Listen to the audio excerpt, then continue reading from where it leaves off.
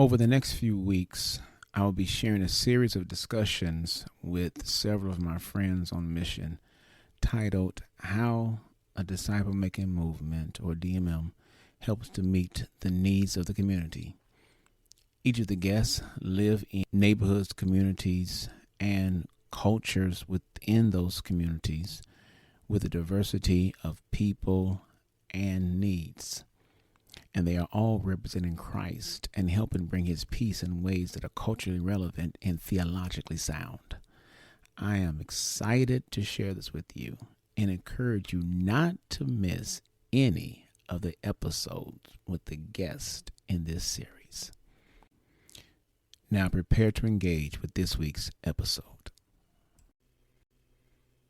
My name is Thomas Clark, and welcome to the Takeoff Podcast, where myself and guests help equip you to bring the peace of God to the place you live, work, learn, and play, all for his glory. Every problem is a discipleship problem. Being a disciple of Christ does not guarantee that we will not have problems. It does, however, give us the tools to face the challenges of life that come our way. My worldview is that Christ transforms culture, and he does it through his followers. The goal of Takeoff is to equip you for movemental thinking when it comes to making disciples. This is season 4, and I am excited about all the possibilities and everything we have lined up for this season. Okay, let's get into it. And this is season 4 of the Takeoff with Thomas Clark podcast. And as I promised, I was going to have friends on mission with me. And as you've heard, we've had some friends on mission who have already shared. And this week, we have another friend on mission who's sharing. So before I introduce the friend on mission who's going to be talking, let me just bring you all up to speed and remind you, for some and inform others, that everything we're talking about with the Takeoff podcast is in relation to a disciple making movement. That's the thing we want to do. That's what we're doing. And that's what we want to help people do, to equip you to be able to make disciples.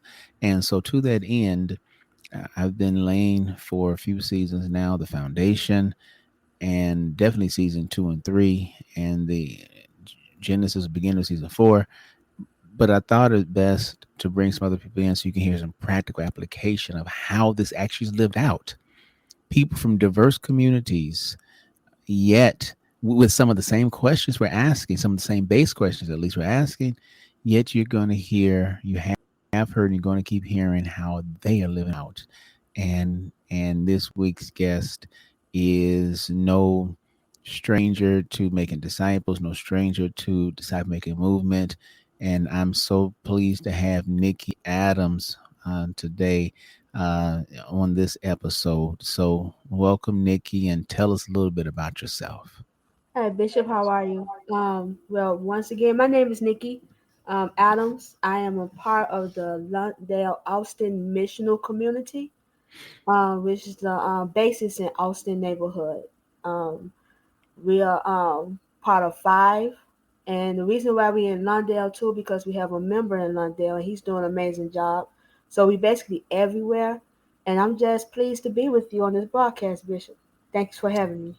Well, you know what? So glad to have you here, and it's funny. The Bonners said the same thing, and so people who are engaging with us, she says Bishop, which is fine because I am consecrated, was consecrated, and I go, everybody Thomas, but I'm fine because it's like still waters run deep, old habits, hard to break sometimes, and that's fine. I'm not tripping. So you'll hear her say Bishop, but y'all know who she's talking to. That's all good right there. I'm good though, and thank you. So we're talking this episode, Adams, about the idea and the fact of how to truly meet the needs of the community. That's what we're talking about. That's what this series is about. We've had some other missional pastors who have been sharing, and wanted you to come on and be able to share as well with that. Now, with that being the case, we have to be incarnate. I've been saying the same thing in each episode in this series. We have to be incarnate, and it bears repeating that truly to be incarnate, well, the only one who can really be incarnate is Jesus Christ, to be enfleshed. He's the only one who can be enfleshed.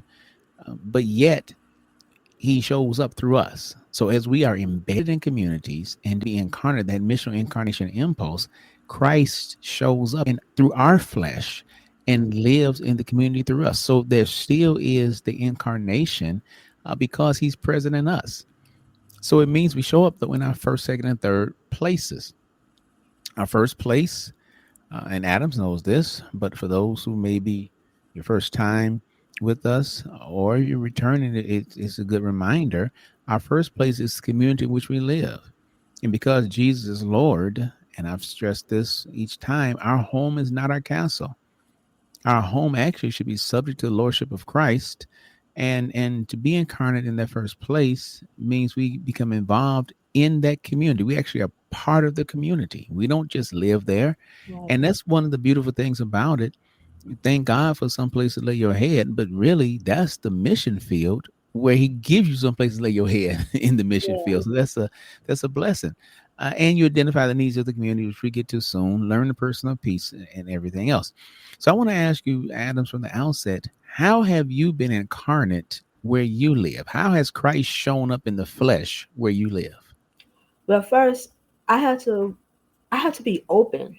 I had to be open to being incarnated in the neighborhood that I'm in.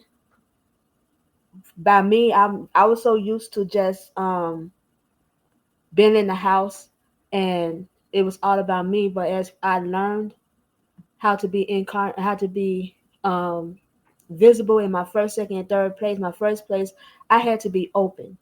That means I had to leave the doors. I had to leave the front doors of my house and go into my neighborhood and observe what's going on. And not just observe, to also talk to people. And I noticed that I'm really into those who are homeless and who need help and who's hungry, and just offer them some want to talk to. That's offering them some food. I don't like giving them money because once again, if they're hungry, I'd rather buy them something to eat than just going and just giving them money, and not just buying them something to eat, but having a conversation with them. I remember this lady. I think she honestly got killed because she roams everywhere, and she was just singing. And she was just singing and singing and singing, and she was singing how Jesus loved her, and it felt like that point it was like her very last time on this earth. That's how deep it was, and I felt and I just joined in with her, singing with her, and we are out in the public, literally just singing, and she grabbed me and she hugged me, and it's like a thank you. People need that. People need that. I have a store where I have a Walgreens right there by me on Madison and Laramie, and every time I go in there, I speak to them, and they know my face. They don't. If usually I have my book bag on, they don't stop me with my book bag. They just let me go because they know that I'm there. So so when I go, I just basically just speak to them, and also being incarnated in your neighborhood, in your first place, you got to know the needs of people. You have to know the needs, and to order to know the needs is to like have a conversation. I had to take Nikki out I had to take Nikki out of self, because if I allow Nikki to take over, I will never get to know the people in my neighborhood. We have new business coming up. We have a brand new Aspire business on Central and Madison, and they offer so many programs. How would I know? Because I had to go out down there to communicate to them. And I found out that we have a yoga studio here in our neighborhood. We have so much in our neighborhood that it can offer some benefits for people, but my job is to offer God. and to show and tell them the purpose and tell them the resources that's here so they can get help. Now, what I know that's in the need of my neighborhood is shelter. Is shelter. We don't have shelter here. The shelter is a little far away, and people don't want to go because they get mistreated there. What's another need is security. Um, the Walgreens they be robbed every day. And another need is hope. It's a lot of people that's losing hope that's in this neighborhood. They don't care, Bishop. They don't care. They don't care what's going on. We got some things that happened Friday because people are losing hope and they don't care. So God is really needed in our neighborhood. His presence, his shalom, everything is needed here in the neighborhood, and I'm happy that I could be a part of it, a part of helping bring the shalom and the help and the hope to this neighborhood, the Austin neighborhood. Stay with us. We'll be right back. Thank you so much for coming by the podcast page. I really appreciate it.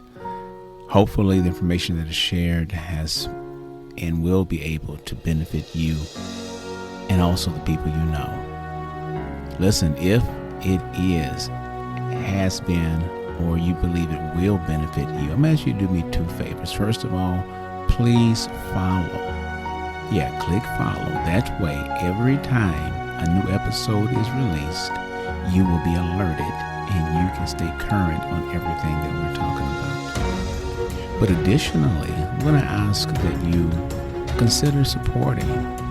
Your financial support goes a long way to help me help others in the work that we're doing in creating the disciple-making movements. For your monthly or yearly support, not only will you receive access to episodes before everyone else does, but you also will, on a monthly basis, have a live Q&A with me where I will be able to answer questions based on the episodes and questions you may have when it's been shared. There's only so much that myself and my guests can say during the podcast recordings, but during the live Q&A, we can take a deeper dive into questions you may have, ways that we've seen it play out and work out, and perhaps even some suggestions that you may have that we may be able to comment on to help you and help equip you to help bring the peace of God to the places you live, work, learn, and play. Thank you again for following and for supporting. I appreciate it.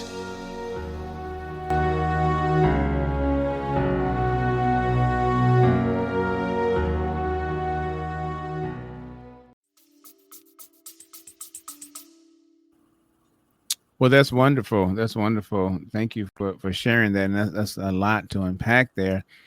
I guess one of the things, and listen to what you just said, is the idea, though, that you actually you said you had to get outside and walk the streets and talk to people. Mm-hmm. And that's what Christ did. Christ walked. And I'm not saying that because somebody said, duh, there were no cars back then. Well, yeah, duh, there were not cars back then. Right. But he still got out and talked to people. And Yeah. that's the key to walk and be among the people, because you can't find out the needs of the people if you're not among the people. Exactly. And so I like what you said. And then the idea of, and we'll get to needs more that in a minute, but the idea that you showed up in ways that mean something to the people. That lady, you showed up and she was singing, you just sung with her. That's beautiful. That's beautiful. I mean, and then helping to feed people, because that's what they needed. I'm gonna get to something about that and more about feeding people, but that's what they needed. And so meeting the needs that way, that's beautiful. And it allows people to know that yes, Jesus does love you. Yes, he does love you. And he loves them through you in your life. So that's excellent. But then our second place is the community and place in which we work. Mm. And we should be known and by and know the people with whom we work. And essentially what the Lord does is is he masks himself, almost hides himself in our workplace through us. He hides himself through us. When I talked to Alicia, I gave the analogy of when DJ, my grand dude, Alicia's nephew, and he'd be over the house, and either I would come in, or my wife would come in, or Alicia would come over. DJ would go hide when he was a little young. He's 11 years old now. He doesn't do it now. He don't care. He just wants to, do what he wants to do. Sit there and watch TV. He'll speak and then go back to doing what he was doing. But when he's a little younger, he would go find hiding places because he wanted us to find him. And if we didn't, you hear him giggling. He would giggle until we come and find him, or he would say, "Papa, Papa, tell Grandma to come find me." Find him, and essentially, what I'm saying is, in our workplaces, in our second place, that's what the Lord does. He's hidden through us, and He says, "Help people find me. Help people know I'm here. I want them to." GJ wanted us to find Him, and the Lord wants people to find Him through us in our place of employment. So my question to you is, how have you been incarnate? How is Jesus shown in the flesh where you work through your life? Um, Jesus showing up in the flesh, actually through me being sincere, uh, through me being friendly, and not thinking that I'm high above anyone, by showing them that they have a name, by me learning every name of the bus drivers and the bus aides, by me telling them that everything's okay, by me putting inspirational quotes on the sign-in sheet so they can know that today's going to be a great day, by me just showing them concern, having conversations with those that's not my race, and having come and talking, sitting down and observing. I have to observe, Bishop. I had to observe when people feel bad, and I have to go to them and ask them, "Are you okay?" And to see the look on their face was like, oh, a person that has a little bit of authority asking me, am I okay? Our supervisor don't ever ask if we okay. To sit there and just listen to their stories and offer prayer to them and receiving that hug from them because someone cares about them. And then that's the opening to allow them to know that God loves them. God, Son, God is here. Um, I, I joke, and I kind of took this from you, Bishop, that when you on a plane, people need to thank you because you still have work to do. I take that Big facts. Big facts. Yeah. I take that to work with me, that nothing can happen here because I'm here, and because if I'm here, God is here, and so nothing really is going to happen here because I still have work to do. And how I show myself, how I'm gonna say carry myself, to let them know it took a while. It took a while. It took a lot of praying. It took a lot of um me growing up, maturity on my part, to understand that I have to stop getting upset and stop saying different things to people, because that's not winning them over. I have to be patient. I have to listen, and I have to not respond the way they respond. And when I've been doing that, I've been getting more. I've been getting more people, and everyone's so excited to see me, and everybody want to hug me. Just a hug will brighten someone's day up.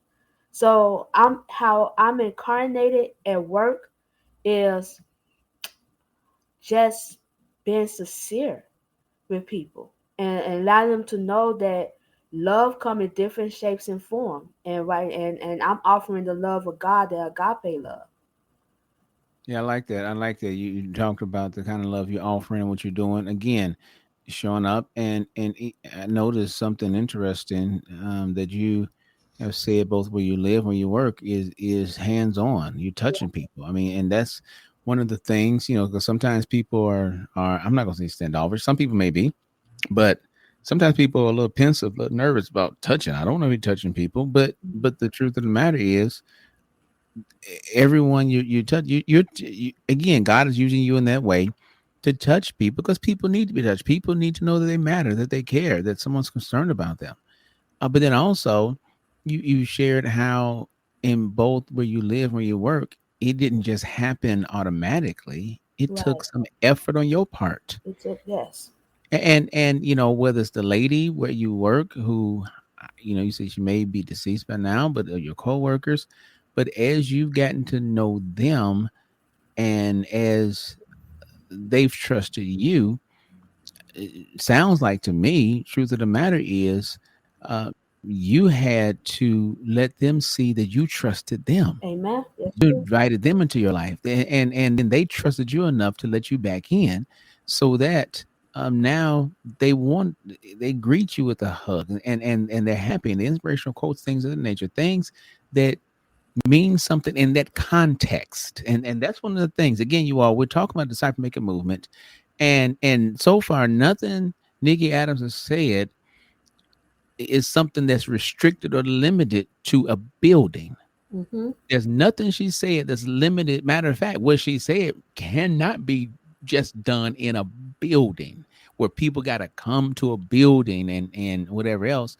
No, it's been where she lives, it's been where she works, and it's been transformative so people can see Christ there. That's great. And Well, then, can I say one yeah, more thing? sure, sure, Also, sure. also sharing my story.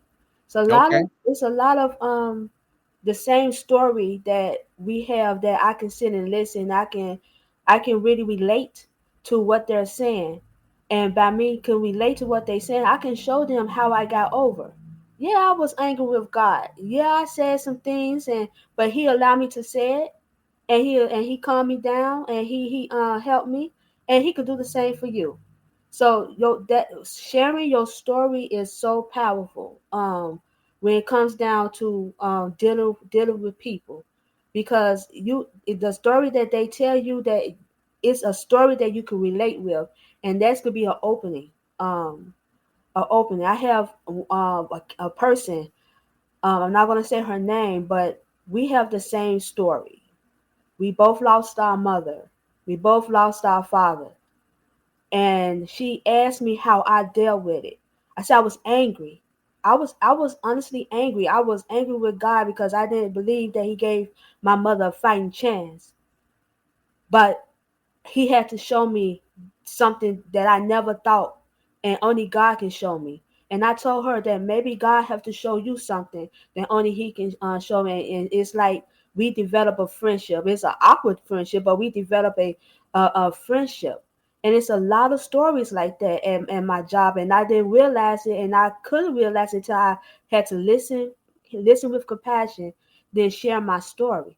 So that's another way that He is using me in my second place, by sharing my story, because God help people. I believe honestly that God helped people overcome some hurt through other people that He helped. that's good. That's good insight right there. And you mentioned listening with compassion, sharing your story.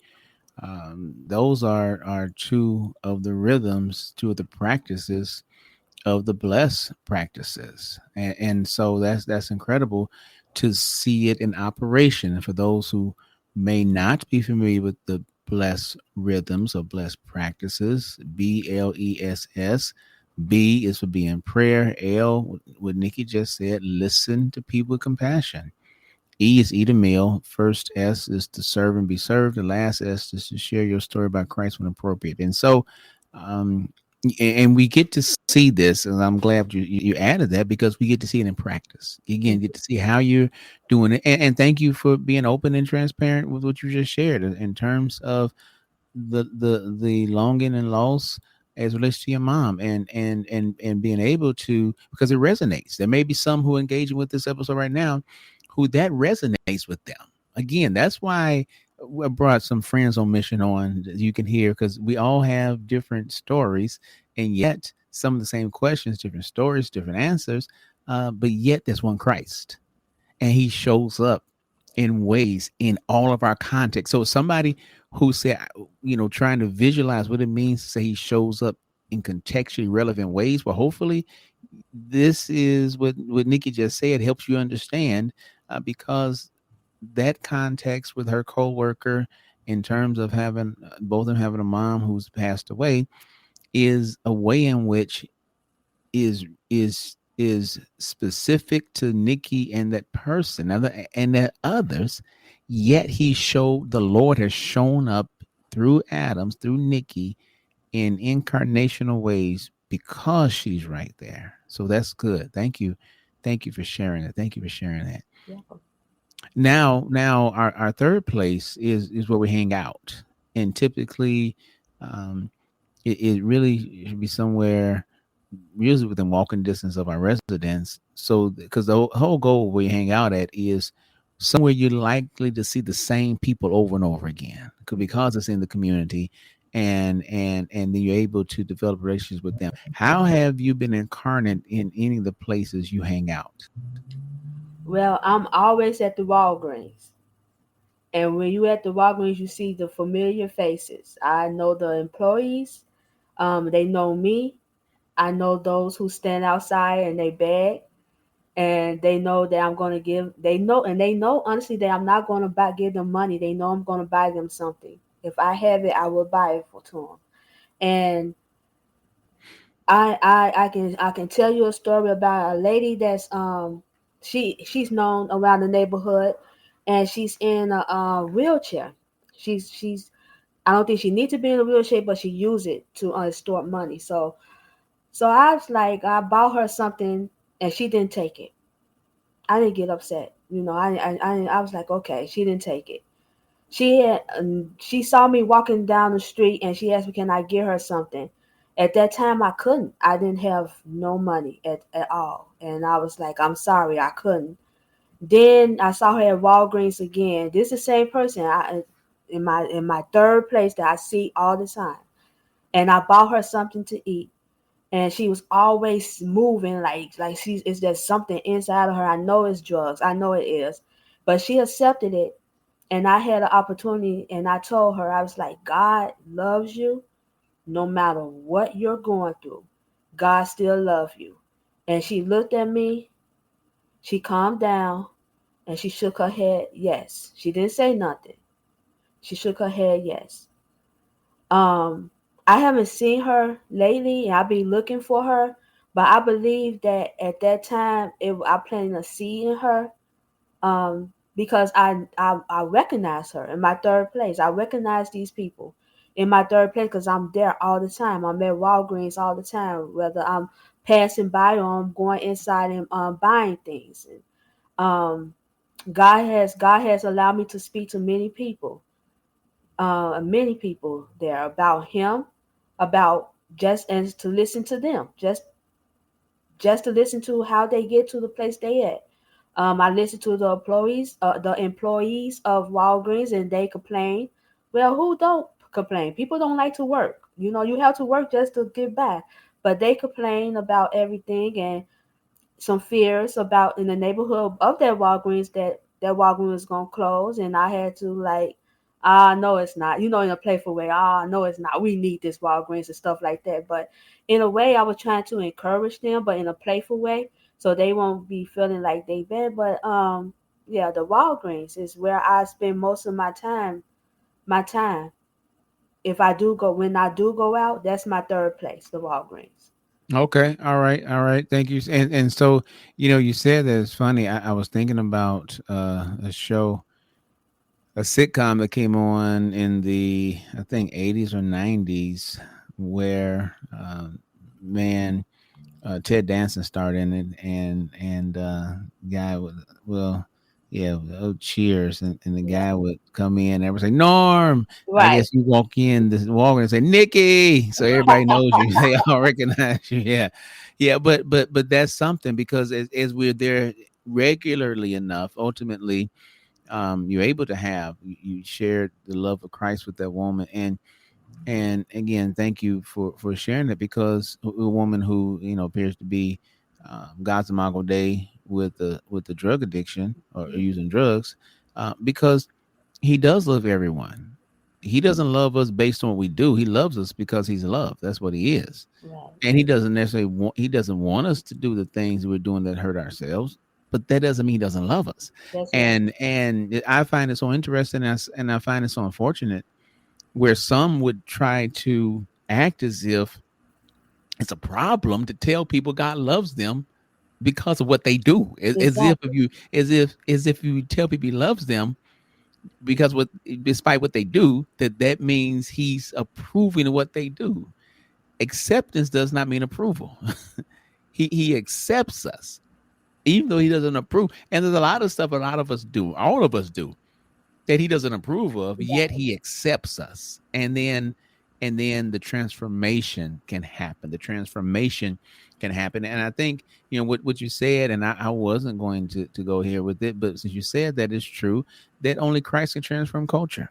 Yes. And our mission at the Launching Pad Worldwide is invading the world with salvation, discipleship, and nurturing. And so as you are invading your first, second, and third places, then you again Christ is showing up in incarnate ways through you, incarnationally, that is, through you, as you are able to love the people. And how else are they going to know he loves them if those who know him don't take him? Right. So that's important. That is important. And this is a good place to end part one of our conversation with Nicky Adams on how a disciple making movement helps to meet the needs of the community. In the next episode, we will go further, and here is a sneak peek into what we're going to talk about. It's not always about giving food away. It's about getting out and starting a relationship with them, with people on Margot Day, and acknowledging that they are God's Imago Dei. When we acknowledge that people are God's Imago Dei, we treat them differently. We speak to them differently. We uphold them at a certain standard because they are God's Imago Dei. Did they fall? Yes, we all fall. You said that before. We all have fall, but He still loves us because we are His Imago Dei. You do not want to miss the next episode at all. Listen, as always, first of all, thank you for engaging with us in this episode of Takeoff with Thomas Clark, and this time with friends. And as always, I want to ask you, what's your I will statement? Based on what you've heard, based on what has been shared as you engage in this episode, what is it God is telling you to start or stop doing? And who are you going to share it with to help hold you accountable to keep your word? In the disciple making movement, because we're in biblical community, we have mutual accountability and obligation. And so if we're going to live this out, it's obedience based, not just knowledge based. If we're going to live it out, then we need others to help hold us accountable. Thank you again for engaging, and let's take off.